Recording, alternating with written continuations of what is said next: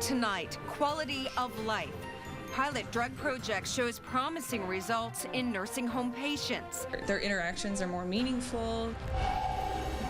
Then in from the cold, extreme weather plan helps homeless on the streets. A lot of the shelters close or turn people out in the morning, and so where do they go? How do we keep them warm? What alternatives can we offer?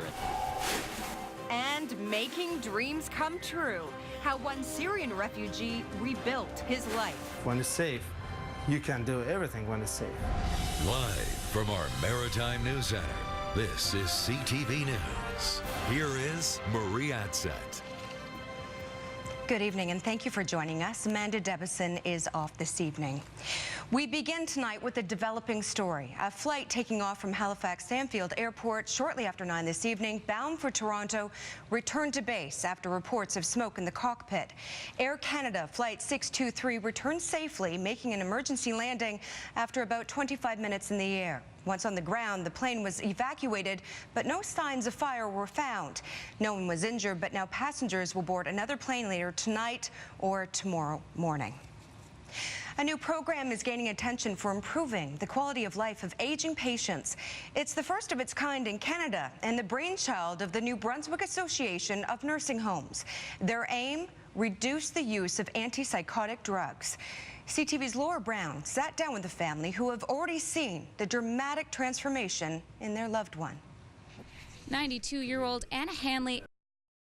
A man who stabbed his mother to death has been sentenced to life with no chance of parole for 16 years. 26-year-old Ryan Ernest Roy pleaded guilty to second-degree murder and arson in the death of Phyllis Roy. The body of the 52-year-old woman was found in her home near Heartland, New Brunswick last March. At the conclusion of the hearing, the family released this statement.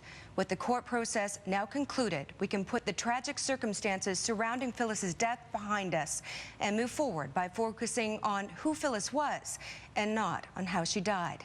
As a family, we are committed to honoring her life by living each day with kind and open hearts. Police have now confirmed that a St. John toddler who died on Christmas Day was the subject of a previous police investigation 2 years ago. 2-year-old Alexander O'Neill Flint Kerr was rushed to hospital after an emergency call that said he had suffered a fall at his North End home. The child was pronounced dead in hospital. Police say the same child was taken to the emergency department for an injury in 2013, but an investigation found insufficient evidence to proceed with charges. Police are awaiting results of an autopsy into his death following the second incident.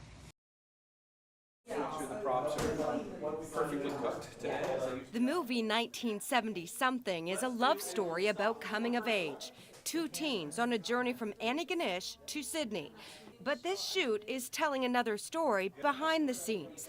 The state of the Nova Scotia film industry. The impact's pretty clear, and short term, what's happened since the spring is that a lot of the work that was supposed to happen has dried up. Earlier this year, the government brought in sweeping changes to the Nova Scotia film industry. The initial plans put forward would have made the tax credit completely useless, and it would have meant they, basically collapsed the film industry. They canceled the film agency and revised the tax incentive program.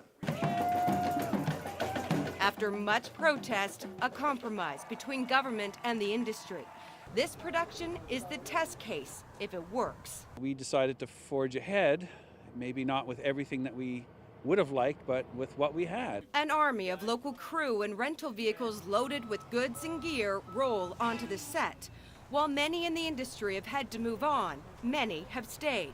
Their message is still clear on the set today. I think the spirit here is going to keep this community of filmmakers and artists going well into the millennium and beyond.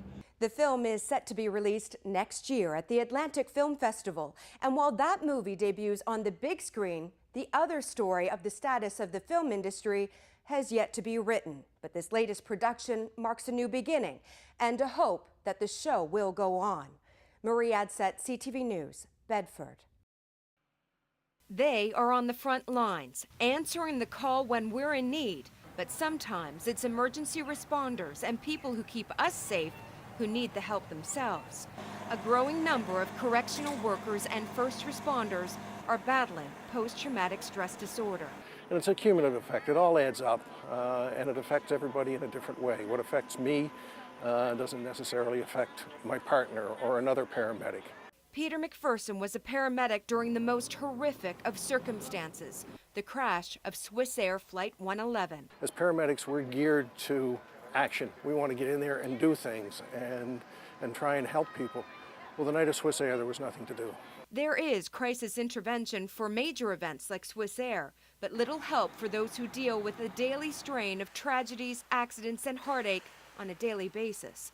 It is impossible not to think about those things long after the shift ends. A lot of the calls, unfortunately, were people that I knew, some that I was very close to, or I knew the families. They were left to grieve, but Adrian Sweet had to move on to the next call. After years of suppressing how he was feeling, everything came tumbling down. It literally had me so bad that I was not getting any sleep. I had nightmares throughout the night. I'd be driving down the road in the middle of the day, having flashbacks, and then thinking that I'm going with my lights and siren on and actually pulling out into opposing traffic. You know, I was literally going insane. He admits to turning to drugs and alcohol, anything to escape the painful, haunting thoughts.